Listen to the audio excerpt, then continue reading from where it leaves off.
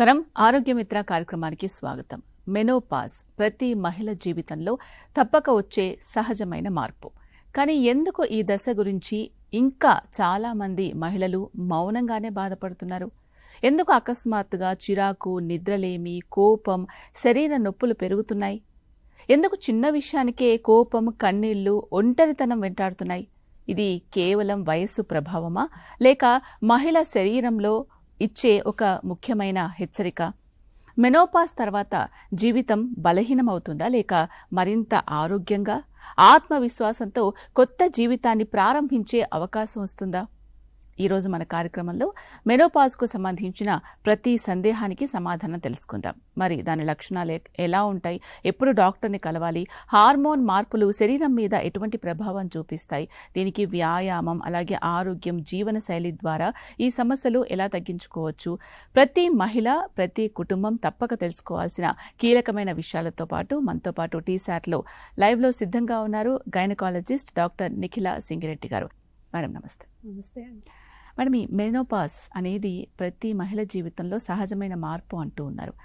అసలు మెనోపాజ్ అంటే ఏంటి? దేన్ని మెనోపాజ్ అని అంటారు? అంటే అండి, యాక్చువల్లీ ప్రతి ఆడవాళ్ళు ఒక ఫిక్స్డ్ నంబర్ ఆఫ్ ఎగ్స్తో పుడతారు. సో మనకి పుట్టినప్పటి నుంచి మళ్ళీ ఫస్ట్ పీరియడ్ ప్యూబర్టీ వచ్చే వరకు కొన్ని ఎగ్స్ ఆల్రెడీ అథ్లెటిక్ అయిపోతాయి.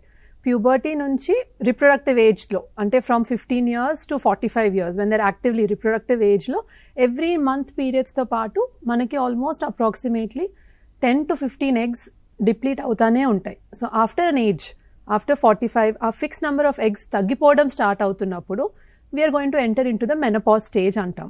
సో అది యాక్చువల్ మెనోపాజ్ అంటాము. When the periods slowly start to stop. And exact menopause అనేది 12 months, అంటే ఎగ్జాక్ట్ 1 year అస్సలు పీరియడ్స్ రాకుండా ఉంటే అప్పుడు మనకు మెనోపాజ్ వచ్చిందని నిర్ధారించవచ్చు. ఓకే. సో అంటే ప్రతి ఒక్కరికి కూడా అలాగే జరుగుతుందా? ఒక్కటేసారి 12 months రాకుండా ఉంటుందా?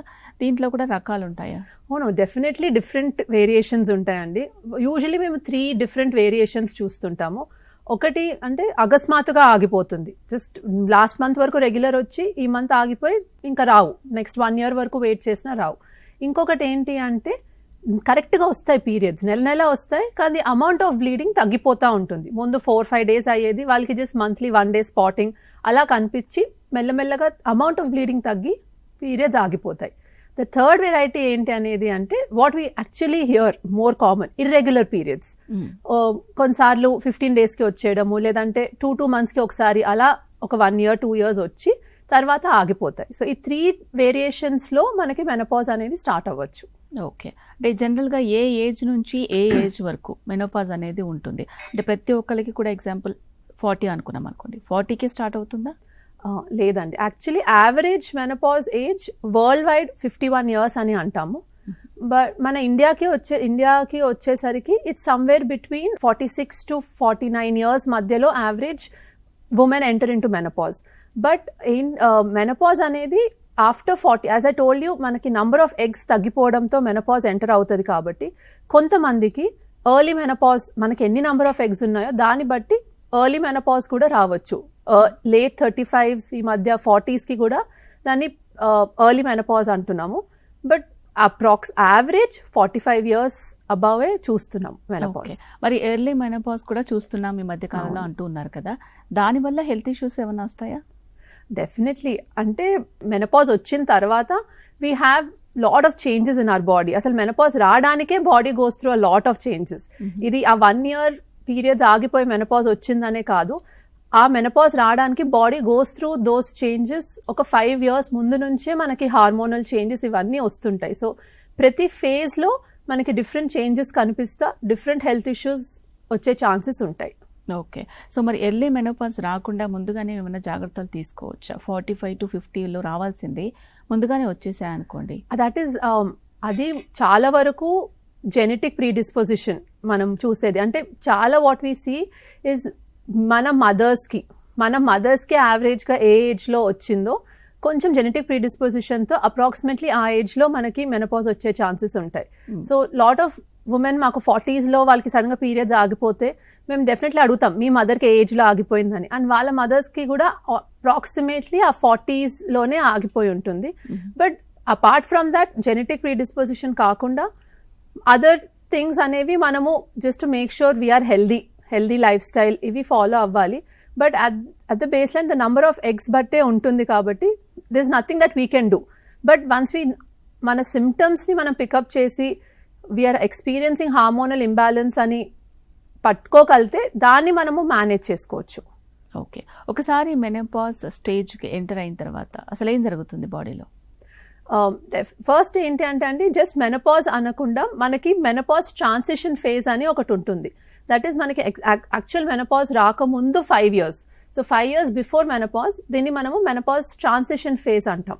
So in this phase what we actually observe is మనకి హార్మోన్స్ ఇంబ్యాలెన్స్ అనేది స్టార్ట్ అవుతుంది. ఎగ్స్ తగ్గిపోవడం వల్ల పీరియడ్స్ ఇర్రెగ్యులర్గా రావడము, యానోవులేటరీ సైకిల్స్ అంటే పీరియడ్స్ వస్తాయి కానీ యానోవులేషన్తో అవుతుంటుంది కాబట్టి హెవీ బ్లీడింగ్ అవ్వడము, ఇర్రెగ్యులర్గా బ్లీడింగ్ అవ్వడము, దీనివల్ల ఇరిటబిలిటీ కొంచెం ఎక్కువ స్టార్ట్ అవుతుంది. కొంతమందికి ఈ ఫేజ్లో కూడా హాట్ ఫ్లాషెస్, ఎంత చల్లగా ఉన్నా చల్లటి చెమటలు పట్టడము, వేడిగా అనిపించడము, ఇలాంటివి కూడా మనకి మెనోపాజ్కి 5 years ముందు కూడా స్టార్ట్ అయ్యే ఛాన్సెస్ ఉంటాయి. దీన్ని మెనోపాజ్ ట్రాన్సిషన్ ఫేజ్ అంటాం. ఫస్ట్ ఇనిషియల్గా ఈస్ట్రోజన్ లెవెల్స్ హై అయి సడన్గా డ్రాప్ అవ్వడం వల్ల ఇలాంటి చేంజెస్ చూస్తుంటాం. So main base line estrogen hormone తగ్గిపోతుంటే మనకి మెనోపాజ్ సిమ్టమ్స్ తీవ్రంగా కనిపిస్తూ ఉంటాయి. ఓకే, ఎటువంటి లైఫ్ స్టైల్ ఉన్నా ఇప్పుడు కొంతమంది లైఫ్ స్టైల్లో ఏం చేంజెస్ చేసుకోరు, కొంతమంది హెల్దీ లైఫ్ స్టైల్ మెయింటైన్ చేస్తూ ఉంటారు. Gym, yoga, meditation, healthy food habits, బయటవేమి తీసుకోకపోవడం, ఇలా ఇద్దరిలో కూడా సేమ్గానే మెనోపాజ్ వచ్చే అవకాశం ఉంటుందా? డెఫినెట్లీ అండి. మెనోపాజ్ ఇద్దరిలో ఒకటిగానే రావచ్చు. బట్ దాని తర్వాత వచ్చే after effects will be effected by all these life style changes that they are doing. Because ఒకసారి వచ్చాక మనకి బేసల్ మెటబాలిక్ రేట్ అంటాం, అంటే మనకి మెటబాలిజం అవ్వడము, మన ఫుడ్ జీర్ణించుకోవడము, ద మసిల్స్ పనిచేయడం, ఇలాంటివన్నీ స్లో డౌన్ అవుతాయి. మెనోపాజ్ అనే కాదు, 40 years తర్వాత ఆడవాళ్ళకి స్లో అవుతూ ఉంటుంది metabolism. So that is the reason 40 years అయితే మనము 40 yearsకి ముందు ఎంత తినేవాళ్ళమో, ఎంత ఎక్సర్సైజ్ చేసేవాళ్ళమో, 40 years తర్వాత అదే మెయింటైన్ చేసినా వెయిట్ గెయిన్ అవుతూ ఉంటారు. మనకి most common complaint that we see in our OPD, women after 40s, mid-40s దేసే మేము ఏమి చేయట్లేదు మేడం, వాకింగ్ చేస్తున్నాం, యోగా చేస్తున్నాం, అయినా మాకు వెయిట్ గెయిన్ అవుతున్నాము అంటే అది base line body metabolism slow అవుతుంటుంది. సో దాన్ని మనము పెంచుకోవడానికి ద అమౌంట్ ఫుడ్లో చేంజెస్ డెఫినెట్లీ చేసుకోవాలి. We have to increase hour protein diet and exercises, కొంచెం స్ట్రెంథనింగ్ ఎక్సర్సైజెస్ స్టార్ట్ చేయాలి. Not just yoga but muscle strengthening exercises include చేసుకోవాల్సి ఉంటుంది. ఓకే, జనరల్గా ఈ మెనోపాజ్ స్టార్ట్ అయినప్పుడు ఫేజెస్ ఏమన్నా అబ్జర్వ్ చేస్తూ ఉంటారా? అవేంటి?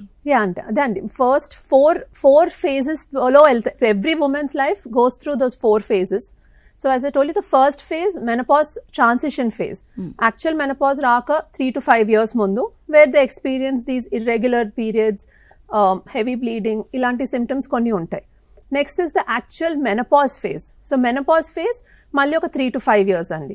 సో యాక్చువల్ మెనోపాజ్ ఫేజ్లో మనకి the peak symptoms like hot flushes, చల్లటి చెమటలు, దెన్ ఫొగెట్ఫుల్నెస్ అంటే కొంచెం మతిమరుపు, చిన్న చిన్న విషయాలు మర్చిపోవడము, మూడ్ స్వింగ్స్, ప్రతి చిన్నదానికి చిరాకు పడడం, ఇరిటబిలిటీ, ఇలాంటివన్నీ ఈ peak menopause immediately because the body enters in to that hormonal imbalance. వాళ్ళకు కూడా ఇవన్నీ ఎలా మేనేజ్ చేయాలో తెలియక కొంచెం ఇరిటబిలిటీ ఎక్కువ అవుతుంది. And 5 years after menopause intermediate phase అంటాం.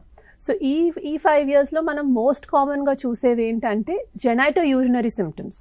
జెనైటో యూరినరీ సిమ్టమ్స్ అంటే మోర్ లోకల్ సిమ్టమ్స్. సో మనకి వెజైనల్ ఇచ్చింగ్, వెజైనాలో డ్రైనెస్, ఊరికే యూరిన్ ఇన్ఫెక్షన్స్ రావడము, యూరిన్ సరిగ్గా రాకపోవడం, కొంచెం ఆగి రావడం, లేదంటే కొంతమందికి కండరాలు వీక్ అయిపోయి గర్భసంచి కిందకి జారడం, లేదంటే తుమ్మినా దగ్గినా యూరిన్ లీక్ అవ్వడం, ఇలాంటివన్నీ 5 years after menopause more common కనిపించేవి. The last phase we see is late menopause. Late menopause ఫేజ్లో more about osteopenia, sarcopenia and అంటే మన bone weakness, muscle weakness, more of మతిమరుపు ఇంకా ఎక్కువ అవ్వడము కొన్నిసార్లు, and heart changes, especially heart changes, ఇవన్నీ లేట్ మెనోపాజ్లో రావచ్చు. ఓకే. జనరల్‌గా చాలామంది మెనోపాజ్ స్టేజ్‌కి ఎంటర్ అయినప్పుడు, తర్వాత త్రూ ఔట్ అవుతున్నప్పుడు రకరకాల హెల్త్ ఇష్యూస్ చూస్తున్నాం అని అంటూ ఉంటారు. కొంతమంది ఒబేస్ అయిపోయామంటారు, కొంతమంది చాలా బక్కగా అయిపోయామంటారు, బ్లడ్ తగ్గిపోయిందంటారు. ఒక్కొక్క పేషెంట్‌కి ఒక్కొక్కలాగా ఉంటుంది. ఇదంతా వాస్తవమేనా? మెనోపాజ్ వల్లనే ఇదంతా జరుగుతుందా? యాజ్ ఐ టోల్డ్ యూ అండి, మనకి మెటబాలిక్ రేట్ తగ్గడం వల్ల వెయిట్ గెయిన్ చూస్తుంటాము. బట్ బ్లడ్ తగ్గడము, యూజువల్గా బ్లడ్ తగ్గడం అనేది ఆ ప్రీ మెనపాజ్లో వాళ్ళకి ఏమైనా హెవీ బ్లీడింగ్, ఇర్రెగ్యులర్గా బ్లీడింగ్ రావడం, ఫ్రీక్వెంట్గా బ్లీడింగ్ అవ్వడం వల్ల అయి ఉంటే దాన్ని మనము ఈ మెనపాజ్ ఫేజ్లో కరెక్ట్ చేసుకోవాల్సి ఉంటుంది. అది ఆ weakness will carry on further, and అది దాంతో వాళ్ళకి ఇంకా కొంచెం వీక్నెస్ అనిపించడం is very common. But overall the most common symptoms as we discuss before, these are some things all women go through. కానీ ఇలా చెప్పినట్టు ఇదే 5 yearsకి రావాలి, ఇవే 10 yearsకి రావాలని కాదు. కొంతమందికి ఈ హాట్ ఫ్లాషెస్ ఇవి రాకుండా కూడా ఉంటారు. కొంతమందికి బోన్ వీక్నెస్ అనేది మెనపాజ్ స్టార్ట్ అప్పటి నుంచే స్టార్ట్ అవుతుంది. So it all depends on how your 40s వర్. అంటే మీరు 35 to 45 years ఆఫ్ ఏజ్ మీరు ఎంత హెల్దీగా ఉన్నారో ఆ next 10 years will actually tell us how we're going to deal with menopause. So just menopause వచ్చిన తర్వాత హెల్త్ మీద కాన్సన్ట్రేట్ చేయకుండా మనం 35-40 నుంచి it's very important to take care of our bone health, muscle health, కొంచెం strength training. As women we feel walking, yoga is the only thing that is, it's a form of exercise. But strength training is very important because muscles, మన bones చుట్టూ మన కండరాలే వాటిని గట్టిగా ఉంచుతాయి. So మనం ఆ మసిల్స్ని strengthen చేసుకోకపోతే లేటర్ ఆన్ మనకి 60 దాటాక ఈ చిన్న ట్రిప్ అయి ఇలా స్కిడ్ అయి పడిన ఫ్రాక్చర్ ఛాన్సెస్ ఎక్కువ అయిపోతుంటాయి. So we have to strengthen our muscles. Okay. జనరల్గా మెనోపాజ్ అనేది మీరు రకరకాలుగా చెప్పారు. కొంతమందికి చిన్న స్పాటింగ్స్, కొంతమంది హెవీ బ్లీడింగ్స్, కొంతమంది 1 year వరకు కూడా రాకపోవడం. ఇవన్నీ కూడా హెల్దీ మెనోపాజ్లేనా? యా అండి, definitely. The way it goes అన్ని నార్మల్ ఫేజెసే. కానీ వెన్ వీ సే దట్ ఈ ఎర్లీ 40sలో మనకి హెవీ బ్లీడింగ్, కొంతమంది హెవీ బ్లీడింగ్ అవుతున్నా పక్కన వాళ్ళు చెప్పారు ఇది మెనపాజే వదిలేసే అని రారు హాస్పిటల్కి. So one thing have to remind is heavy menstrual bleeding usually menopause symptom కాదు. మనకి ఇర్రెగ్యులర్గా అవ్వచ్చు, రెగ్యులర్గా వచ్చి తక్కువ అవ్వచ్చు, ఆర్ సడన్గా ఆగిపోవచ్చు. కానీ మరీ హెవీగా అవ్వడము, లైక్ మంత్లో 10 days బ్లీడింగ్ అవ్వడము ఆర్ క్లాత్స్ పడడం, ఇవి యూజువలీ బిఫోర్ మెనపాజ్ చూస్తాము. బట్ అది నార్మల్ అని అస్సలు వదిలేయకూడదు. బికాస్ ఆ హార్మోనల్ చేంజెస్ వల్ల లోపల మనకి పాలిప్స్, కణితలు, లేదంటే ఎండోమెట్రియల్ హైపర్ప్లేషియా, లోపల లైనింగ్ థిక్ అవ్వడము, ఇలాంటివి హార్మోనల్ చేంజెస్ జరుగుతూ ఉంటాయి. సో 40 years తర్వాత హెవీ బ్లీడింగ్ ఉంటే ఖచ్చితంగా we have to consult the doctor. అప్పుడప్పుడు దాన్ని బయాప్సీ చేయడం ఇలాంటివి అవసరం పడతాయి. ఓకే. మెనోపాజ్ స్టేజ్కి ఎంటర్ అవుతున్నప్పుడు డాక్టర్ని కన్సల్ట్ అవ్వడం అనేది ఎంత important? I think it's definitely important. I personally feel, అంటే ఒక్కొక్కరు వాళ్ళ సిమ్టమ్స్ ఎలా అయినా వాళ్ళు మేనేజ్ చేసుకుంటారు. But as a doctor I think వాళ్ళకి what is happening to their body, this is also a normal phase. ఎలా మనకి మెనార్కి చిన్నప్పుడు పీరియడ్స్ స్టార్ట్ అవుతాయో, this is also a normal phase. Periods end అయిపోతున్నాయి, బట్ దాని తర్వాత it's not an end to your life. This is because ఈ మధ్య life expectancy almost 80-85 వరకు వచ్చేసింది. సో మనకి 50 yearsకి పీరియడ్స్ ఆగిపోతే the next 30 years the woman has to spend in her menopause. So more than 1/3 of her life she's going to live in menopause. So it is a very important phase. So just our basic things as a doctor, if we can explain to them, medications ani kaakapoyina, just basic counseling, lifestyle, dietary changes explain cheste, I think it will be really helpful. I think ఒకసారి visit అవుతే it's really good. Okay. Menopause స్టేజ్లో వచ్చే రకరకాల problems, hormonal imbalance వల్ల ఏవైతే stages మీరు face చేయాల్సి వస్తుందో అని చెప్పారో, అవన్నీ ఫేస్ చేయకుండా ఉండాలంటే ముందు నుంచి మనం ఎంత యాక్టివ్గా ఉండాలి, ఏమేం చేయాలి, ఏమేం చేయకూడదు? ఇవి హార్మోనల్ డిప్లీషన్ వల్ల వచ్చే సిమ్టమ్స్. చాలా వరకు the main hormone is the oestrogen. So oestrogen drop అవ్వడం వల్ల వచ్చే సిమ్టమ్స్ ఇవి. So when we enter menopause we have కొంచెం డైటరీ చేంజెస్ డెఫినెట్గా చేసుకోవాలి. In terms of protein diet పెంచుకోవాలి, కార్బోహైడ్రేట్స్ అండ్ ఫ్యాట్ తగ్గించుకోవాలి. అండ్ అపార్ట్ ఫ్రమ్ దాట్ మనకి న్యాచురల్ ఈస్ట్రోజన్ సోర్సెస్ ఉంటాయి ఫుడ్లో, లైక్ సోయా ఉంటుంది, బ్లాక్ కోహోష్ అని ఉంటుంది. Then we have phytoestrogens, వెరాజ్ ప్లాంట్ డిరైవ్డ్ ఈస్ట్రోజన్ సప్లిమెంట్స్. ఈ చిన్న supplements once you consult your doctor you can start. So you don't have to go for allopathic or medications కాకపోయినా ఈ చిన్న సప్లిమెంట్స్తో we can manage this symptoms. Okay. ఈ menopause ముందు వచ్చే లక్షణాలు అందరి మహిళల్లో కూడా సేమ్గానే ఉంటాయా, ఏంటవి? ఇవి అంతే లక్షణాలు వైజ్ సేమ్ అండి. మనకి పీరియడ్ చేంజెస్ ఒకటి ఖచ్చితంగా కనిపిస్తాయి, కొంతమందికి వెయిట్ చేంజెస్ కనిపిస్తుంటాయి, కొంతమందికి జస్ట్ పీరియడ్స్ వస్తున్నా కూడా వాళ్ళకి చల్లటి చెమటలు, హాట్ ఫ్లాషెస్ ఇవి చాలా ఎక్కువ కనిపిస్తాయి. సో కొంతమంది అంటారు పీరియడ్స్ వస్తున్నాయి కానీ మెనోపాజ్ సిమ్టమ్స్ లాగా ఉన్నాయి అని. సో అలాంటి వాళ్ళకి మనం కొన్ని బ్లడ్ టెస్ట్ చేస్తాం to understand how close you are to menopause. So we have certain blood test to understand that. And ఈ సిమ్టమ్స్ మేనేజ్ చేసుకోవడానికి ఆ ఇనిషియల్ మెనోపాజ్ ట్రాన్సిషన్ ఫేజ్లో కొంతమందికి OC pills, hormonal contraceptive pills ఇస్తుంటాం. సో హార్మోనల్ ఇంబ్యాలెన్స్ కొంచెం తగ్గించడానికి. Okay. Deliveries అయిపోయిన తర్వాత చాలామంది మహిళల్లో ఒకలాంటి డిప్రెషన్, ఒంటరితనం, కోపం, చిరాకు, ఫ్రస్ట్రేషన్ ఇలా రకరకాలుగా చూస్తూ ఉంటాం కదా, అదొక ఫేజ్ నడుస్తుంది. అలాగే మెనోపాజ్ అప్పుడు కూడా మీరు చెప్పిన సిమ్టమ్స్ అన్నీ కూడా చూస్తూ ఉంటారు. కొంతమంది ఒంటరిగా ఫీల్ అవుతూ ఉంటారు, మూడ్ స్వింగ్స్ ఎక్కువగా ఉంటాయి, కోపం, చిరాకు, ఏ పని చేయబుద్ధి కాదు. సో ఇవి కూడా అందరిలో కామనేనా? ఆ టైంలో ఎలా డీల్ చేయాలి, అసలు అప్పుడే ఎలా హ్యాండిల్ చేసుకోవాలంటారు? ఇది వెరీ సిమిలర్ అండి. ప్రెగ్నెన్సీ తర్వాత, డెలివరీ తర్వాత మనం ఎలా చూస్తామో కొంచెం ఉమెన్లో lot of changes that happens mainly because same delivery తర్వాత as the placenta comes out సడన్గా 100 times ఆఫ్ హార్మోన్స్ ఫాల్ అవుతాయి తన బాడీలో. సో డెలివరీ తర్వాత ఎలా తనకి హార్మోనల్ లాస్ అవుతుందో and also new baby, so she is new to this world. So బేబీని ఎలా చూసుకోవాలి, చుట్టుపక్కల వాళ్ళ relatives expectations, and depending on the hormonal loss they will feel all these symptoms. Same thing when it comes to menopause, same hormonal estrogen and hormone తగ్గిపోతుంది. And estrogen and hormone we think is only ovary నుంచి వచ్చి పనిచేస్తుందని, but estrogen అనే hormone works in our brain cells లో పనిచేస్తుంది, heart మీద పనిచేస్తుంది, bones లో very important hormone estrogen bone health కోసం. So it's just not ovaries నుంచి అది తగ్గిపోతే జస్ట్ పీరియడ్స్ తగ్గడం అనేది కాదు. సో ఏ ఆర్గన్స్ మీద ఈ ఈస్ట్రోజన్ హార్మోన్ పనిచేస్తుందో ప్రతి ఆర్గన్ డెఫిషియన్సీ బట్టి ఎఫెక్ట్ అయ్యే ఛాన్సెస్ ఎక్కువ ఉంటాయి. ఓకే. సో మరి పీరియడ్స్ ఆగిపోయినప్పుడు మనకి ఈస్ట్రోజన్ లెవెల్స్ కూడా తగ్గిపోతూ ఉంటాయా? అప్పుడు మనం మెడికేషన్ అనేది అవుట్ సోర్స్ నుంచి తీసుకుంటే మంచిదా?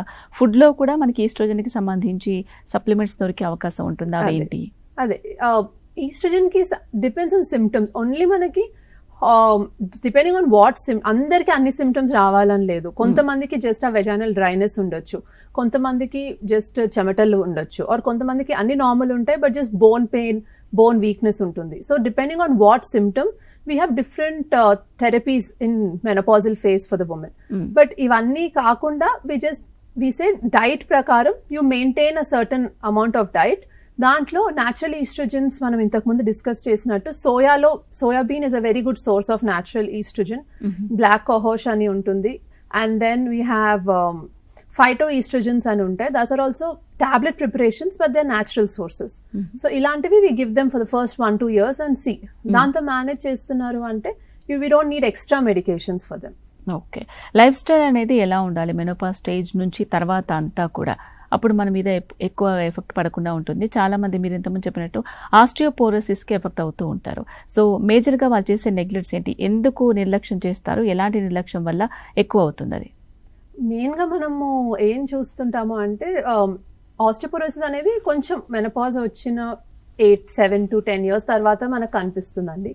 So arthritis is different, osteoporosis, then we have sarcopenia. So sarcopenia అంటే మసిల్ వీక్నెస్, ఆస్టియోపీనియా అంటే బోన్ వీక్నెస్, అండ్ ఆస్టియోఆర్థరైటిస్ అంటే మనకి జాయింట్ వీక్నెస్.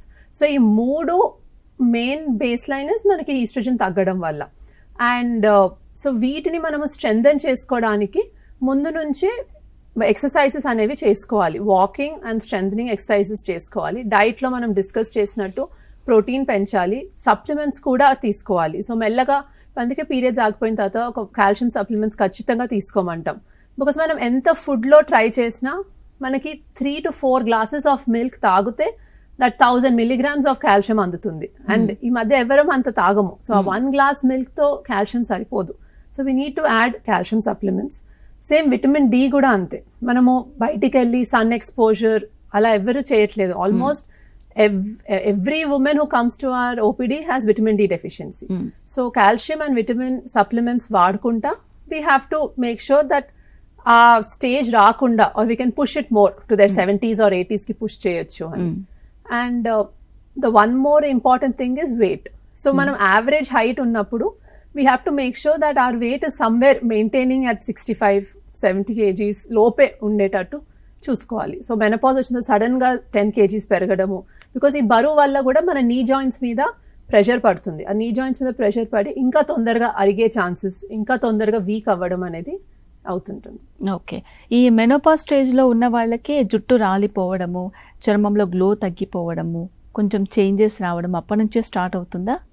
డెఫినెట్లీ అవుతుందండి. హెయిర్ లాస్ అవుతుంది కొంతమందికి, అండ్ స్కిన్ చేంజెస్, కొంచెం రింకిల్స్ కనిపించడము, ఇలాంటివి ఉంటాయి.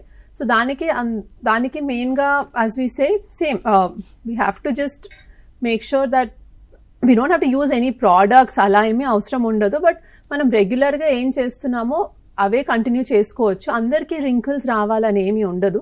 బట్ వచ్చినప్పుడు మరీ ఎక్కువ ఉంటే then again we have to go for hormonal replacement therapy. మళ్ళీ కొంచెం ఈస్ట్రోజన్ సప్లిమెంటేషన్ అలా ఇస్తే మళ్ళీ they will feel little better. That is the main thing. And hair loss ఇవి ఏంటి అంటే మనకి certain symptoms of menopause also mimic కొన్ని వేరే హార్మోనల్ ఇంబ్యాలెన్సెస్.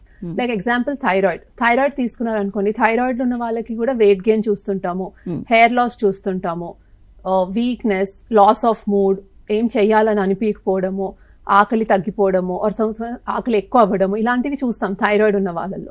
అండ్ ఆ ఏజ్ లో మెనపాజ్ ఉన్న వాళ్ళకి కూడా ఇదే సిమ్టమ్స్ ఉంటాయి. సో అందుకే మెనపాజ్ టైంలో ఎవరైనా వస్తే ఈ సిమ్టమ్స్ తో 100% వాళ్ళకి థైరాయిడ్ టెస్ట్ కూడా చేసి రూల్ అవుట్ చేసుకోవాల్సి ఉంటుంది. మేడం, చాలా మందికి ఈ మెనోపాజ్ ఎంటర్ అయిన తర్వాత గుండె జబ్బులు వచ్చే అవకాశం ఉంటుంది, బీపీ, షుగర్ వస్తుంది అని అనుకుంటూ ఉంటారు. నిజంగానే అలా జరుగుతుందా? డెఫినెట్లీ అండి. So what we see is as I saying late మెనోపాజ్లో హార్ట్ ఎఫెక్ట్ అవ్వడం చాలా చూస్తుంటాం.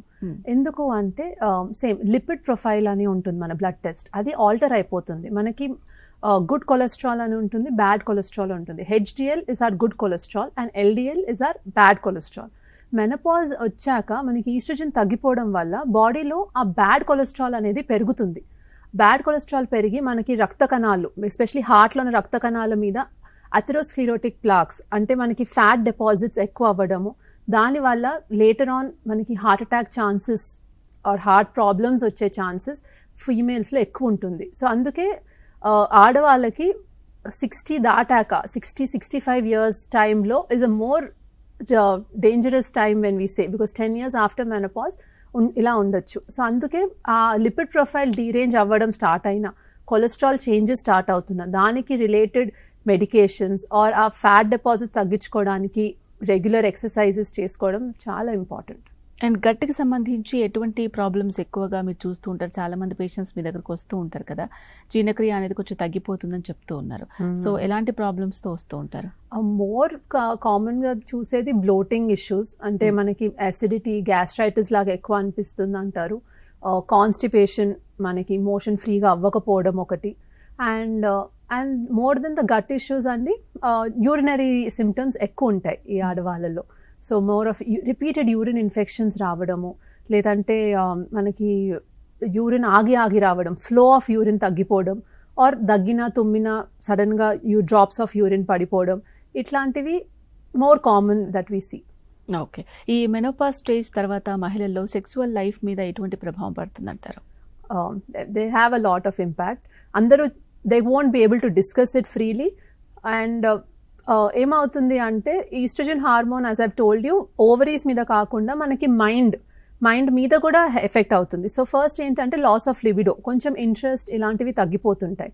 తర్వాత ఓవరీస్ నుంచి ఈస్ట్రోజన్స్ తగ్గిపోయినప్పుడు లోకల్గా డ్రైనెస్, వెజైనలో మంట ఉండడం వల్ల వాళ్ళు కొంచెం వెనకాడతారు, ఇంట్రెస్ట్ ఉండదు.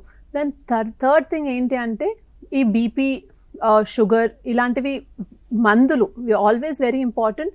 వాళ్ళు వాడే మెడిసిన్స్ ఏంటో, కొన్నిసార్లు ఈ BP and diabetic medications also result in loss of sexual feelings. So ఈ 3 కలిపి ఉండడం వల్ల sexual health and loss of libido మీద ఎఫెక్ట్ ఉంటుంది ఆడవాళ్ళకి. ఓకే. ఈ మెనోపాజ్ స్టేజ్ వచ్చేసిన తర్వాత మీరు కాల్షియం డెఫిషియన్సీ ఉండే అవకాశం ఉంటుంది. సో మనం ఎండ కూడా సరిగా తగలదు కాబట్టి విటమిన్ డి క్యాప్సిల్స్ తీసుకోవాలి అని చెప్తూ ఉన్నారు. ఇవి త్రూ అవుట్ లైఫ్ మనం మెయింటైన్ చేయాల్సిన అవసరం ఉంటుందా? ఫాలో అప్స్ అనేది ఎంత important? It's very good if you can continue it all through our life అండి. అంటే విటమిన్ డి అనేది ఇట్స్ యూజువలీ వీక్లీ తీసుకోమంటాము. సో ఒక 3 months తీసుకొని వీక్లీ, తర్వాత మళ్ళీ గ్యాప్ ఇచ్చి మళ్ళీ ఒక 3 months తర్వాత అలా వీ కెన్ జస్ట్ ఆల్టర్. రోజు అనే అవసరం లేదు. కాల్షియం ఖచ్చితంగా వేసుకోవాలి.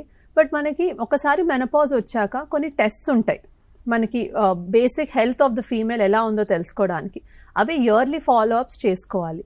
సో యాజ్ బేసిక్ యాజ్ మన హిమోగ్లోబిన్, సిబిపి హిమోగ్రామ్ అంటాం, sugar test, thyroid profile, lipid profile to make sure ఆ హార్ట్ ఎలా ఉంది, అండ్ ఒక pap smear for cervical cancer screening and mammogram breast screening. ఈ 6 tests every year as a routine every women after menopause has to be going through. దీంట్లో మనకి we can catch any deficiencies, anything in the early stages మనకి interpret చేసి పట్టుకోవడానికి easy అవుతుంది. Okay. And చాలామంది ఇప్పుడు కొంచెం అవేర్నెస్ వచ్చింది, కానీ ఇంకా కొన్ని ఊళ్ళల్లో ఉన్న వాళ్ళకి ఎలా ఉంటుందంటే పీరియడ్స్ ఇర్రెగ్యులర్ ఉంటేనే ఏదో ప్రాబ్లం ఉన్నట్టు లెక్క. అలాగే మెనోపాజ్ వచ్చేసింది అనుకోండి, చెడు రక్తం వెళ్ళకపోవడం వల్ల మనకి రకరకాల హెల్త్ ఇష్యూస్ వస్తాయి అనేది వాళ్ళు ఇప్పటికీ నమ్ముతూ ఉంటారు. దీంట్లో వాస్తవం ఉందా అసలు? లేదండి, ఇట్స్ డెఫినెట్లీ అ మిత్. దీంట్లో ఏమీ ఫ్యాక్ట్ అయితే ఏమీ లేదు. But it's been coming from years, people thought process ala undi, but slowly we are able to change that thought process in a lot of people. Ante at least manaki ippudu urban cities lo unna vallaki there is awareness. We have to start increasing the awareness more in the village side and have to counsel them, because ala emi ledhu. It is nothing about the blood that we are losing. It is all about the hormones that are affecting us. And okkasari eggs agipothe periods agipotayi. So daniki చెడు రక్తంకి అసలు సంబంధం లేదు. Okay. And ఇంకొకటి ఏంటి అంటే చాలామంది junk foods ఎక్కువగా తీసుకుంటున్నారు ఇప్పుడున్న వాళ్ళు ప్రతి ఒక్కరు కూడా. సో వాళ్ళల్లో కూడా మెనోపాజ్ ఎర్లీగా వచ్చే అవకాశం ఉంటుందా? సో దీన్ని మనం మెనోపాజ్ అనమండి, but when you come to a different aspect, when we come to our infertility clinic, when we see couples coming pregnancy కోసం ట్రై చేస్తున్నప్పుడు సడన్గా she'll be a young girl 28-29 years ఉంది, తనకి మనము తన ఓవేరియన్ రిజర్వ్, ఈ eggs ఎన్ని ఉన్నాయో ఆ బ్లడ్ టెస్ట్ చేసామనుకోండి, తనకి అప్పుడప్పుడు మేము షాక్ అవుతాం, మెనోపాజ్ రేంజ్లో ఉంటాయి. సో అది ఎందుకు అవుతుంది, దాన్ని మనము మెనోపాజ్ అనము కానీ ప్రిమెచ్యూర్ ఓవేరియన్ ఫెయిలియర్ అంటాం. సో ఆ ఓవరీ ప్రిమెచ్యూర్ గానే ఆగిపోయింది పనిచేయడం.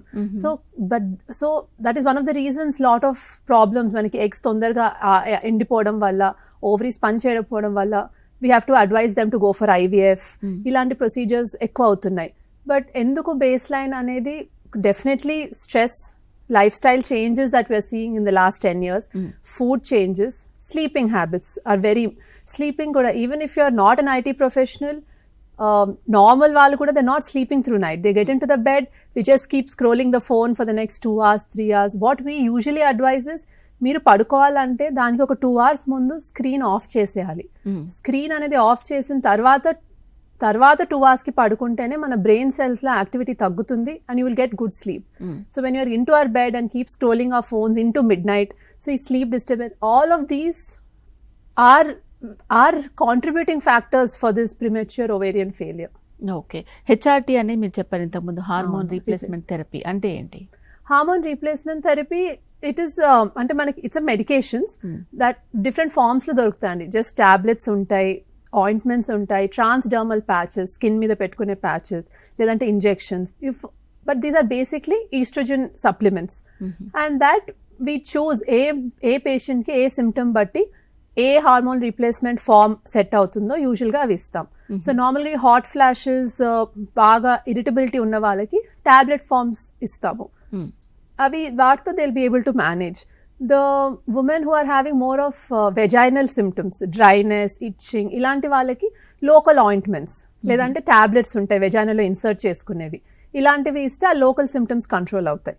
అండ్ లిపిడ్ ప్రొఫైల్ అబ్నార్మల్ అంటే ఆల్రెడీ కొలెస్ట్రాల్ లెవెల్స్ అబ్నార్మల్ ఉన్న వాళ్ళకి, there are chances of heart problems ఉన్న వాళ్ళకి we avoid oral estrogens and we give them patches, skin మీద ప్యాచెస్ లాగా ఉంటాయి, స్టిక్కర్స్ లాగా. ఆ ఈస్ట్రోజన్ సప్లిమెంట్ వాడినా కూడా their symptoms will be under control. And these are usually 5 years వరకు they are safe. So we don't have any problem 5 years వరకు. But as I told you, yearly follow-ups with lipid profile, mammogram, ఇవి చేసుకుంటా you can use the hormone replacement therapy. Okay, ఇది menopause స్టేజ్కి వచ్చేసారు, లేదంటే ఒక 1 to 2 yearsలో మీరు menopause స్టేజ్కి వెళ్ళకపోతున్నారు. సో అది కన్ఫర్మ్ చేసుకోవడానికి ఎటువంటి టెస్టులు చేస్తారు? ఒకసారి కన్ఫర్మ్ అయిపోయిన తర్వాత పేషెంట్స్కి ఎటువంటి జాగ్రత్తలు అనేది అవసరం? మనకు రెండు బేసిక్ బ్లడ్ టెస్ట్ ఉంటాయండి. ఒకటి FSH అని అంటారు, హార్మోన్ టెస్ట్. ఇంకొకటి AMH. సో FSH అనేది ఫాలిక్యులర్ స్టిమ్యులేటింగ్ హార్మోన్. సో ఈ follicular stimulating hormone blood test చేస్తాం ఫాస్టింగ్లో.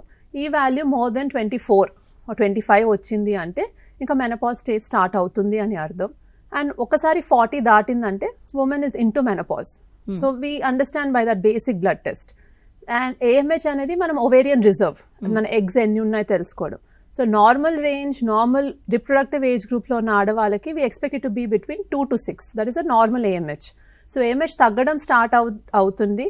అండ్ ఒకసారి మెనోపాజ్ రేంజ్కి వచ్చిందంటే లెస్ దెన్ 0.01 అంటే ఇంకా ఎగ్స్ లేవు, ఆగిపోతున్నాయి. సో ఈ 2 టెస్ట్ చేసుకొని we can confirm about is it premenopause or menopause అని we can give an idea to the women.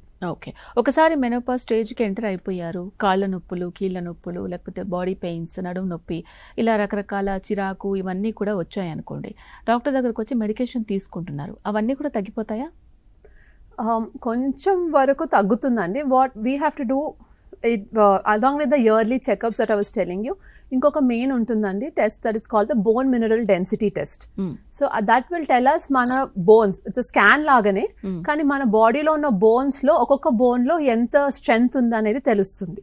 So ఆ బోన్ మినరల్ డెన్సిటీ బట్టి మనము ఆ ఉమెన్ కి కాల్షియం సప్లిమెంట్ ఒకటే సరిపోతుందా, లేదంటే తనకి ఆర్థరైటిస్, ఆస్టియోపోరోసిస్ వచ్చే రిస్క్ ఉందో లేదో తెలుస్తుంది ఆ టెస్ట్లో. ఆ టెస్ట్లో ఆ రిస్క్ ఉంది అంటే we have other supplements that we have to start. Bisphosphonates అని వేరే మెడిసిన్స్ ఉంటాయి. సో అవి మనము ఖచ్చితంగా వాళ్ళకి అడ్వైస్ చేయాల్సి ఉంటుంది. జస్ట్ కాల్షియంతో మనకి ఈ పెయిన్స్ అనేవి అన్ని కంట్రోల్ అవ్వవు. సో ఆ బోన్ మినరల్ డెన్సిటీ టెస్ట్ బట్టి we can advise them different medications. Okay, ఈ మెనోపాజ్ స్టేజ్ తర్వాత మనకి రెగ్యులర్గా బ్లీడింగ్ అవ్వదు కాబట్టి మన యూటరస్ అసలు ఎలా ఉంటుంది? జనరల్గా మెనోపాజ్లో ఏదైనా ప్రాబ్లమ్స్ వచ్చిన వాళ్ళకి యూటరస్ ప్రాబ్లమ్స్ ఏమైనా చూస్తున్నామా? మోస్ట్లీ అండి మనకి మెనోపాజ్ తర్వాత యాక్చువల్లీ యూటరస్ shrink అయిపోతుంది. హార్మోన్స్ లేవు, పీరియడ్స్ లేవు, so no hormones are working on the uterus. So it becomes it shrink slowly. So menopausal uterus మనకి ప్రీ ప్యూబర్టల్ అంటే చిన్న పిల్లలకు ఉన్న యూట్రస్ లాగా ష్రింక్ అవుతుంది. సో మనకి స్కాన్ చేసినప్పుడు దాని లోపల లైనింగ్ కూడా సన్నగా అయిపోవడం, యూట్రస్ సైజ్ తగ్గడం, that's what we see. So menopause లో యూజువల్ గా ఈ ఫైబ్రాయిడ్ గడ్డలు ఇలాంటివి మనం చూడము కామన్ గా. బట్ మెనోపాజ్ లో కొన్నిసార్లు that we see is polyps చూస్తుంటాం. అంటే కొంతమందికి ఏంటి అంటే మెనోపాజ్ వచ్చేస్తుంది, సడన్ గా ఒక 3-4 years తర్వాత మళ్ళీ వాళ్ళకి బ్లీడింగ్, ఇలా పోస్ట్ మెనోపాజల్ బ్లీడింగ్ అంటాం. That is a very important symptom that no women should miss. వాళ్ళ పీరియడ్స్ ఆగిపోయిన తర్వాత వాళ్ళకి మళ్ళీ బ్లీడింగ్ కనిపించింది అంటే దర్ ఇస్ డెఫినెట్లీ మళ్ళీ హార్మోన్స్ ఎందుకు పనిచేయడం స్టార్ట్ చేశాయి, లోపల ఏమైనా ప్రాబ్లం ఉందా చూసుకోవాలి. అండ్ మోస్ట్ కామన్ ఏంటంటే చిన్న కణిత పాలిప్ లాగా ఉండే ఛాన్సెస్ ఉంటాయి యూట్రస్ లో. సో ఆ మెనోపాజ్ తర్వాత బ్లీడింగ్ కనిపిస్తే మనం స్కాన్ చేసి ఏమైనా ఉంది అంటే దాన్ని ఖచ్చితంగా బయాప్సీ చేయాలి. ఓకే, మెనోపాజ్ స్టేజ్లో ఉన్నప్పుడు ఎటువంటి ఆహారం తీసుకుంటే మనకు మంచిది, ఎటువంటి ఆహారం తీసుకోకపోతే మంచిది? Fats, definitely fatty food and salt content intake అనేది మనము తగ్గించుకోవాలి. సాల్ట్ ఇంటేక్ తగ్గించుకోవాలి. హోమ్ మేడ్ ఎలా అయినా యూజువల్గా ఏమనుకుంటారు అంటే కొంచెం ఓల్డర్ ఏజ్ గ్రూప్స్ వచ్చేసరికి they cut down on non veg, they cut down on fish, eggs తగ్గించేస్తారు. But that is the age where they have to concentrate on their protein intake. So in terms of fish which is it's very good for omega-3 fatty acids, eggs తినొచ్చు వాళ్ళు. And if they eat non veg at least twice a week some amount of protein ఖచ్చితంగా తినాలి. దాంతోపాటు oil content, fried items తగ్గించుకొని and salt intake తగ్గించుకుంటే that is more than enough. We don't have to extreme menopause diet అని ఏమీ ఉండదు. మనం తినే ఫుడ్ హెల్దీగా క్వాలిటీగా తింటే సరిపోతుంది. ఓకే. స్ట్రెంగ్త్ ఎక్సర్సైజెస్ కూడా చేయాలి అని చెప్తూ ఉన్నారు కదా. మెనోపాజ్కి ముందు ఒకలాగా ఎక్సర్సైజ్ చేయాలి, మెనోపాజ్ తర్వాత స్ట్రెంగ్త్ ఎక్సర్సైజ్ చేయమన్నారు కదా అని చెప్పేసి ఎక్కువగా చేస్తూ ఉంటారు. జనరల్గా ఆ స్ట్రెంగ్త్ ఎక్సర్సైజ్ అనేది ఎంత వరకు చేస్తే సరిపోతుంది? సపోజ్ ఒక 1 అవరా, హాఫ్ అన్ అవరా, ఎలా? Anything, Andy, what we say is, apart from your exercises, your aim should be to do 8,000 to 10,000 steps per day. So, Daily. మన వాకింగ్ రెగ్యులర్ యాక్టివిటీస్ అన్ని కలిపి we all have a smart watch now. So, at least ఒక 10,000 steps we should have done in a day. Or 8,000, మన each one's age batti. But 8 to 10,000 is the average steps count that we have to do per day. Apart from that, some form of exercise, 30 minutes is more than enough for 4 to 5 days a week. రోజు చేయాల్సిన అవసరం లేదు. 4 days a week ఆ 30 minutes of exercise include చేసుకోవాలి, apart from the walking. Okay. ఈ yoga, walking, వ్యాయామం అనేది ఒక్కొక్కళ్ళు ఒక్కొక్కలాగా అలవాటు చేసుకుంటూ ఉంటారు. కానీ స్ట్రెంగ్త్ ఎక్సర్సైజెస్ చేయకపోతే నో యూజ్ అని మీరు చెప్తూ ఉన్నారు. సో మరి ఇవి అలవాటు అయిపోయిన వాళ్ళు అవి చేసుకోవడం వల్ల ఎక్సెస్గా అయిపోతాయా? ఎక్సర్సైజ్ కూడా అలా ఏమీ లేదండి. వాళ్ళ యోగా, వాకింగ్ చేసుకోవడంతో పాటు, అంటే as basic, I don't mean go to the gym and lift weights. Sudden గా 50 years అయితే వెళ్ళి వెయిట్స్ లిఫ్ట్ చేయాలని కాదు. బట్ మనం ఇంట్లో ఉండి 1 kg వాటర్ బాటిల్స్ తీసుకొని కూడా we can just do our little strength training. మనకి లాట్ ఆఫ్ హోమ్ ఎక్విప్మెంట్స్ ఉంటాయి, బ్యాండ్స్ ఉంటాయి, resistant bands. When we use the resistant bands we increase our muscle tone. So ఇలా చిన్నవి ఒక 15 minutes a day along with the regular yoga add చేసుకున్నా we will improve the muscle strength. Okay. చాలా మంది menopause తర్వాత ఇంకా అంతా అయిపోయింది, మనం ఇప్పుడు ఏం చేయలేము, చాలా వీక్ అయిపోతాం అని అనుకుంటూ ఉంటారు. అది మెంటల్గా మనం అనుకునేదా, నిజంగా అలా జరుగుతుందా బాడీలో? No, they definitely feel that weakness, loss of strength, fatigue ఎక్కువ అనిపిస్తుంది. చాలా మంది వచ్చి అదే అంటారు, ముందు అన్ని పనులు నేను చేసుకునేదాన్ని, బట్ నవ్ ఐ ఫీల్ ఎప్పుడు పడుకోవాలనే ఉంది, ఆర్ వీక్గా అనిపిస్తుంది. And then they start feeling sad because they are not able to provide for their family. I'm not able to take care of my child, annitiki chirak padtuna. So all these symptoms are relevant. Valiki, it's not just mental. Some hormones are working which are causing these symptoms to them. So that as a supportive family, women kaadu, వాళ్ళ చుట్టుపక్కల ఉన్న parents or their husband should understand what she is going through. And with little help and like counseling and little supplements, she can be back to normal. And definitely she has to be back to normal because she has another 30 years to spend in this phase. Yeah. And they're all manageable. It is not at all an end of something. It's more of a beginning of a third phase of her life. And చాలా మంది ఇంకొకటి ఏంటంటే menopause గురించి మాట్లాడడానికి పెద్దగా ఇష్టపడరు. ఎందుకంటారు? మీ దగ్గరికి చాలా మంది పేషెంట్స్ వస్తూ ఉంటారు కదా, వాళ్ళు చెప్పే రీజన్స్ ఏంటి?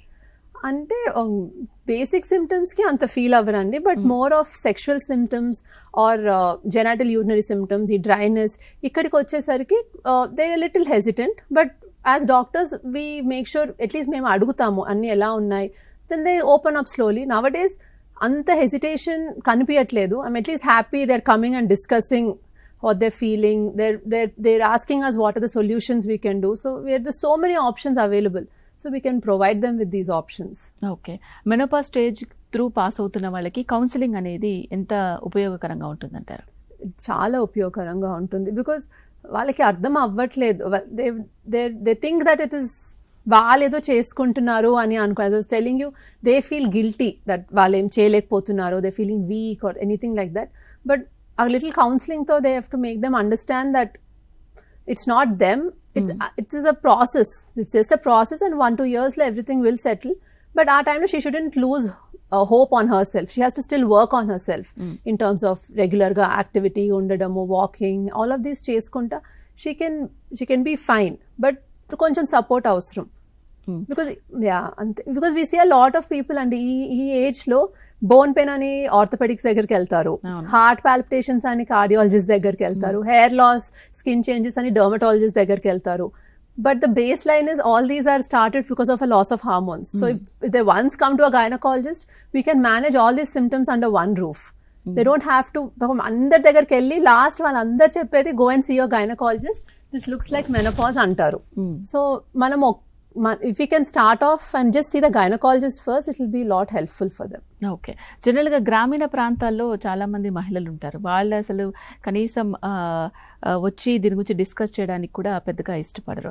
ఓకే, దీనికి సంబంధించి ఇంకేమైనా డౌట్స్ ఉన్నాయి? చాలామంది ఇప్పుడు నేను చెప్పినట్టుగా గ్రామీణ ప్రాంతాల్లో ఉంటూ ఉంటారు కదా, వాళ్ళకి అసలు మెనోపాజ్ అంటే ఏంటి, మెనోపాజ్లో ఏం జరుగుతుంది, అండ్ మనం తగిన జాగ్రత్తలు తీసుకోవాలి కదా, హెల్త్ హ్యాబిట్స్ ఏ విధంగా ఉండాలి, ఇవన్నీ తీసుకుంటే మన నార్మల్ లైఫ్ అప్పటి వరకు ఎలా ఉన్నామో అదే లైఫ్ని కూడా మనం లీడ్ చేయొచ్చు అని తెలియక వాళ్ళల్లో వాళ్ళే సతమతం అవుతూ ఉంటారు. అలా కాకుండా ఈ మెనోపాజ్ స్టేజ్కి ఎంటర్ అవుతున్నామా లేదా, అసలు ఇది మెనోపాజా కాదా, అసలు మెనోపాజ్ అంటే ఎలా ఉంటుంది, త్రూ అవుట్ మనం దాని నుంచి పాస్ అవుతూ ఉన్నప్పుడు మనం చేసుకోవాల్సిన చేంజెస్ ఏంటి, హెల్త్ హ్యాబిట్స్ ఎలా ఉండాలి, ఇవన్నీ కూడా డౌట్స్ క్లారిఫై చేసుకోవాలి అంటే తప్పకుండా మనం కౌన్సిలింగ్ తీసుకోవాలి, డాక్టర్స్ని కన్సల్ట్ అవ్వాలి, అండ్ రెగ్యులర్ ఫాలోఅప్స్ కూడా చేసుకుంటూ ఉండాలి.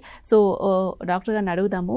నేను ఇప్పుడు చెప్పినట్టుగా గ్రామీణ ప్రాంతాల్లో ఉన్న మహిళలు ఎవరైతే ఉంటారో వాళ్ళు అసలు ఈ టాపిక్ గురించి డిస్కస్ చేయడానికి కానీ, ఈవెన్ డాక్టర్ని కన్సల్ట్ అవ్వడానికి కానీ, మాట్లాడడానికి కానీ ఇష్టపడరు. పక్కనున్న ఫ్రెండ్స్తో షేర్ చేసుకొని నీకెలా జరిగింది, నాకు అలాగే అన్నట్టుగా కూడా ఉంటారు. అలా ఏ ఇద్దరు పర్సన్స్కి కూడా సేమ్ ఉండదు. సో వాళ్ళలో అవగాహన పెంచడానికి ఏం చేయాలంటారు? డెఫినెట్లీ మనం క్యాంప్స్ అరేంజ్ చేయాలి. We do a lot of camps అండి. అంటే అట్లీస్ట్ విలేజ్ క్యాంప్స్ లేదంటే లోకల్గా హెల్త్ సెంటర్స్లో కొన్ని క్యాంప్స్, అండ్ క్యాంప్స్లో జస్ట్ మనం వెళ్ళి వాళ్ళకి బ్యాక్ పెయిన్ ఉందంటే ఐరన్ కాల్షియం ఇవ్వకుండా in form of some speech or some drama వాళ్ళకి ఎక్స్ప్లెయిన్ చేయాలి that we have to do some more than just doing a health camp. It should be more of making them understand what is happening. And I think slowly it is changing. Hopefully it will go in గ్రామీణ ప్రాంతాలకు కూడా వెళ్తాయి అని hope చేస్తున్నాను. మేము health క్యాంప్స్కి వెళ్ళినప్పుడు we see lot of women come to us and they are opening up slowly. So I think it will change. But more is just awareness పెంచాలి అంటే we have to be more involved in doing our, apart from our regular OP, మన OPలో ఉండకుండా at least monthly once ఒక health camp or associate with some NGOs, just try to go educate them. That is all we can do. Okay. Regular periods start అవ్వబోతున్నాయి పిల్లలకి అని అన్నప్పుడు మనం అసలు periods అంటే ఏంటి, ఏ విధంగా జరుగుతుంది, ఇవన్నీ కూడా ఎక్స్ప్లెయిన్ చేస్తాం. ఎంత హైజీనిక్గా ఉండాలి, ఎలా మనం ఉండాలి, ఎలా ప్రవర్తించాలి, ఎలా తినాలి అని. అలాగే మెనోపాజ్ స్టేజ్లో కూడా హైజీనిక్గా ఉండడం, హెల్త్ హ్యాబిట్స్ మెయింటైన్ చేయడం, ఎక్సర్సైజెస్ చేయడము, ఫుడ్ హ్యాబిట్స్లో మంచిగా, అంటే చాలామంది మెడిసిన్స్ ఇప్పుడు మీరు అన్నారు కాల్షియం డెఫిషియన్సీ వచ్చే అవకాశం ఉంటుంది, ఆస్టియోపోరోసిస్, ఒకసారి కింద పడితే మళ్ళీ ఫ్రాక్చర్స్ అయ్యే అవకాశాలు ఎక్కువగా ఉంటాయి. సో వాళ్ళు మెడిసిన్ తీసుకోవడానికి ఇష్టపడరు. ఫుడ్ ఇంటేక్ బాగా తీసుకోవడం వల్ల మనం మెడిసిన్ తీసుకోకుండా రీప్లేస్ చేసే అవకాశం ఉంటుంది. అసలు ఆ స్టేజ్లో మనం ఎంత బాగా ఫుడ్ తీసుకున్నా బాడీ అబ్జర్వ్ చేసుకుంటుందా? Just with food it will be difficult అండి మనకి. అంటే ఫస్ట్ ఆఫ్ ఆల్ మనం తీసుకునే ఫుడ్ అండ్ ఈ కాలం మనం తీసుకునే ఫుడ్లో అంత న్యూట్రిషన్ స్టేటస్ లేదు. అండ్ జనరల్గా కూడా మనకి బాడీ కావాల్సింది 1500 milligrams of calcium every day. And 1500 mg of calcium మనకి ఎంత కాల్షియం రిచ్ ఫుడ్స్ తీసుకున్నా రాదు. But supplements wise we can increase on the counts of milk intake and eggs intake, chikki, నువ్వుల లడ్డు, ఇలాంటివి we can increase. But definitely calcium supplementation add on అవ్వాలి. And just calcium supplement తీసుకుంటే వాళ్ళకి ఏదో problem ఉందని కాదు. It is just that we're protecting her bones for the next 10 years, 15 years. Okay. ఈ calcium tablets కానీ ఇంకేమైనా హెల్త్కి సంబంధించి మల్టీవిటమిన్స్ కానీ తీసుకోవడం వల్ల కూడా మిగతా ఆర్గన్స్ మీద ఎఫెక్ట్ పడుతుంది అని అనుకుంటూ ఉంటారు. చాలా మందికి అపోహ ఉంటుంది కాల్షియం ఎక్కువ తీసుకుంటే కిడ్నీ స్టోన్స్లో మళ్ళీ కాల్షియం స్టోన్స్ వస్తాయా అని. బట్ అలా ఏమీ లేదు. And we have a lot of new calcium preparations that are coming which are completely safe for the kidney. So మేము స్పెసిఫిక్గా అడుగుతాం వాళ్ళకి హిస్టరీ ఆఫ్ కిడ్నీ స్టోన్స్ ఉన్నాయా, హిస్టరీ ఆఫ్ ఏదన్నా అలా ఉంటే వాళ్ళకి ఆ సెపరేట్ కాల్షియం ప్రిపరేషన్స్ ఇస్తాము which doesn't affect the kidney at all. So usually వేరే ఆర్గన్స్ మీద మనం ఇచ్చే ఈ సప్లిమెంట్స్ అయితే ఏమి ప్రాబ్లం ఉండదు. హార్మోన్ రీప్లేస్మెంట్ థెరపీకి వచ్చేసరికి ఇయర్లీ చెకప్స్తో we can always alter the doses. Okay. Already menopause కంటే ముందు కూడా షుగర్, థైరాయిడ్, బీపీ, ఒబెసిటీ ఇలా రకరకాల ప్రాబ్లమ్స్తో ఫేస్ చేస్తూ ఉంటారు. మెనోపాజ్ తర్వాత అవి ఇంకా ఇంక్రీజ్ అయ్యే అవకాశం ఉంటుందా? డెఫినెట్లీ ఇంక్రీజ్ అంటే కంట్రోల్ కొంచెం మిస్ అవ్వడం అనేది చూస్తుంటాం. అప్పటి వరకు నార్మల్ ఉంటాయి కానీ కొన్నిసార్లు మెనోపాజ్ తర్వాత థైరాయిడ్ డోసెస్ కొంచెం ఎక్కువ అవ్వడము, బీపీ బికాజ్ ఆ హార్ట్లో ఆ ఫ్యాట్ డెపోజిషన్స్ అయ్యి హార్ట్ ఫంక్షనింగ్ తగ్గడం వల్ల బీపీ చేంజెస్ ఎక్కువ చూస్తుంటాం. So more in close monitoring is important. Okay. Hormonal imbalance అయితే అవుతుంది అని చెప్తూ ఉన్నారు. దానికి ప్రత్యేకించి ఏమైనా ట్రీట్మెంట్ తీసుకోవాలా? హార్మోనల్ నార్మల్గా అయ్యేలాగా అలా ఉంటుందా అసలు? లేదండి, అంటే అది ఇంబ్యాలెన్స్ అయ్యి మెల్లగా డ్రాప్ అవ్వడం వల్ల మనకి వస్తుంది మెనపాజ్. సో దాన్ని మళ్ళీ మనం కరెక్ట్ చేయాల్సిన అవసరం లేదు. Only if the symptoms around the menopause are troubling the women, ఖచ్చితంగా ఏ సిమ్టమ్కి ఏ మెడిసినో ఇస్తే సరిపోతుంది. అందరికీ సేమ్ అప్రోచ్ ఉండదు. It will be a tailored approach for every menopausal women. కొంతమందికి మెడిసిన్సే అవసరం పడదు, కొంతమందికి కొన్ని అవసరం పడతాయి. So for each women it will be a tailored approach and tailored treatment. And ఇంకొకటి, మెనోపాజ్ తర్వాత యుట్రస్ అనేది స్ట్రింక్ అయిపోతుందని మీరు చెప్తూ ఉన్నారు. అండ్ చాలా మందికి చిన్న చిన్న కంతులు ఉన్నా, దాంట్లో ఏమైనా పెయిన్ వచ్చినా, ఇంకా మనకు అది అవసరం లేదు కాబట్టి తీయించేసుకుందాం అని కూడా ఒక ఒపీనియన్లో ఉంటారు. వీళ్ళే డాక్టర్కి సజెస్ట్ చేస్తూ ఉంటారు, ఇంకా అది అవసరం లేదు కదా, బేబీస్ ఉన్నారు నాకు ఆల్రెడీ అని చెప్పేసి. అది మంచిదేనా వాళ్ళ హెల్త్కి? లేదండి, there are certain indications when we do uterus removal. It's called a hysterectomy. And we have to go by it only. ప్రతి ఉమెన్కి జస్ట్ మెనపాజ్ అయిపోయింది ఆర్ అరౌండ్ మెనపాజ్ ఏజ్ కన్నా పెరిమెనపాజల్ 45-40లో ఉన్నప్పుడు ఆ బ్లీడింగ్ ఇష్యూస్ రావడం స్టార్ట్ అయినప్పుడు most of the women come to us and say, ఇంకా చాలు madam, I'm exhausted, please do the surgery, తీసేసండి యూట్రస్ అని. But that is not the ultimate solution for her. అసలు ఎందుకు తనకు అవుతుంది, అవి మనం రీజన్స్ తెలుసుకొని, there are so many other options we can control her bleeding with. And once she enters in to menopause ఈ సిమ్టమ్స్ అన్ని తగ్గిపోతాయి. సో అసలు మనకి హిస్టెక్టమీ చేయాల్సిన అవసరం కూడా ఉండదు. And depending on what other ఇండికేషన్స్లో ఏమైనా ఫిట్ అవుతుంది, మనం బయాప్సీ చేశాక ఏదైనా హై రిస్క్ ఉన్నా, లేదు అంటే వేరే ఫైబ్రాయిడ్స్ ఇష్యూస్ ఉన్నా which are not responding to medical treatment, అలాంటి సిచ్యువేషన్స్లో we ourselves will advise for surgery. But అందరికీ we don't have to go ahead with the surgery. Okay. ఈ మెనోపాజ్ స్టేజ్లో ఉన్న వాళ్ళకి చాలామందికి ఇచ్చింగ్ వస్తుంది, యూట్రస్ దగ్గర కొంచెం యూరిన్ లీక్ అయిపోవడం, లేకపోతే తక్కువగా రావడం, ఇలా జరుగుతుందని చెప్తూ ఉన్నారు కదా. సో ఎంత హైజెనిక్గా ఉండడం అనేది అవసరం అంటారు? హైజెనిక్గా ఉండడం వల్ల ఆ ప్రాబ్లమ్స్ ఏవైతే వాళ్ళు ఫేస్ చేస్తున్నారో అవి ఏమైనా కొంచెం తగ్గుతాయా? అంటే రికరెంట్ యూరిన్ ఇన్ఫెక్షన్స్ రావడము ఇవి చూస్తుంటాము. హైజీన్ అనేది మెయిన్ రీజన్ ఇలా అవ్వడం ఇస్ ఆ ఏరియా అంతా డ్రై అయిపోతుంది. సేమ్ ఈస్ట్రోజన్ తగ్గిపోవడం వల్ల ఆ స్కిన్ అంతా డ్రై అయిపోతుంది. సో వెజైనా అంతా కొంచెం దగ్గరికి వచ్చేసి టైట్ అవ్వడము, ఆ ఏరియా అంతా మంటలాగా ఉండడం, అండ్ దాని మీద యూరిన్ పాస్ చేసినప్పుడు ఆ ఏరియా అంతా మంటగా అవ్వడం అనేది is a very common thing that we see. So రెగ్యులర్గా we ask them to keep the area clean. Sugars బాగా రూల్ అవుట్ చేసుకోవాలి వీళ్ళల్లో, because recurrent urine and vaginal infections వచ్చే వాళ్ళకి ప్రీ డయాబెటిక్ చూస్తుంటాం. వాళ్ళకి తెలియదు వాళ్ళు ప్రీ డయాబెటిక్ రేంజ్లో ఉన్నారని, కానీ మనం బ్లడ్ టెస్ట్ చేస్తే తెలుస్తుంది. So pre diabetic or diabetic ఉంటే షుగర్ కంట్రోల్ చేసుకుంటుంటే, and with our medications we can control these symptoms. Okay. And ఇంకొకటి ఏంటంటే వాళ్ళలో చాలా మందిలో ఏంటంటే ఇట్లా డ్రైనెస్ అవ్వడం వల్ల, మంటగా అనిపించడం వల్ల రకరకాల లూబ్రికేషన్స్ వాడుతూ ఉంటారు. సో దానివల్ల డ్యామేజ్ జరిగే అవకాశాలు ఉంటాయి, కానీ వాళ్ళకి తెలియదు అది. సో ఇది ఎంత అన్సేఫ్ అంటారు? అదే మనం ఒకసారి ఎగ్జామిన్ చేశాక మీ డాక్టర్ దగ్గరకు వచ్చి ఈ వెజైనల్ ఇచ్చింగ్కి, యూరిన్ ఇన్ఫెక్షన్స్కి చూయించుకొని, if we understand that it is menopause related, lubrication కాకుండా we have simple local estrogen creams. అది డైలీ నైట్ అప్లై చేస్తే ఆ ఏరియా అంతా మళ్ళీ రెజ్యువినేట్ అయ్యి స్కిన్ అంతా better start growing again. So అది రెజ్యువినేట్ అయ్యి గ్రో అవుతే ఇమీడియట్ మళ్ళీ లూబ్రికేషన్ అనేది స్టార్ట్ అవుతుంది. And if you really have to use any form of lubrication for sexual health, then you can go only for water-based. But usually estrogen creams will take care of all these symptoms. Okay. So every year health checkups అనేది menopause తర్వాత ఎంత important? It's very important. మనం ముందు discuss చేసుకున్న ఈ basic test along with like blood tests and pap smear, mammography and bone mineral density. These are the basic tests that we have to do for every menopausal woman. Because of all these, మనకి ఎప్పుడు ఏది change అవుతుందో తన బాడీలో తెలియదు. So we have to do a yearly checkup. ఖచ్చితంగా చేయించుకుంటా ఉంటే better.